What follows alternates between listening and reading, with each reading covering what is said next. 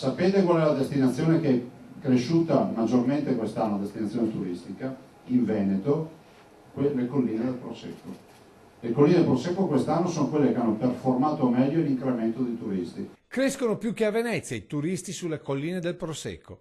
Un dato che il presidente del Veneto ha sottolineato ieri a Valdobbiadene parlando di opportunità economiche alternative al Prosecco.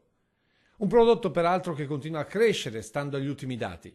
Oggi esportiamo, vendiamo, non esportiamo, buona parte ne esportiamo, 540 milioni di bottiglie di Prosecco, è perché qualcuno negli anni duri, quando non si guadagnava, comunque continuava a farlo lì quel vino. A questo però, ha sottolineato il presidente, vanno sommate le altre produzioni trevigiane e venete, un vero e proprio tesoro da far fruttare. Provincia di Treviso 130 prodotti tipici, Veneto 350 prodotti tipici, l'Italia 4500 prodotti tipici, un intero giacimento gastronomico.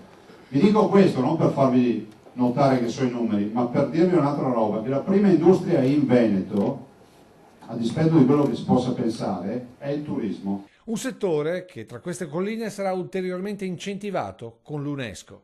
Arriverà l'UNESCO, quest'anno saremo ad Astana o Astana, chiamatela come volete, in Kazakistan, per cercare di portare a casa questo riconoscimento. Ve lo dico perché questi ragazzi qua hanno una grande opportunità, le famiglie e tutti i cittadini che sono qui, i cittadini del territorio.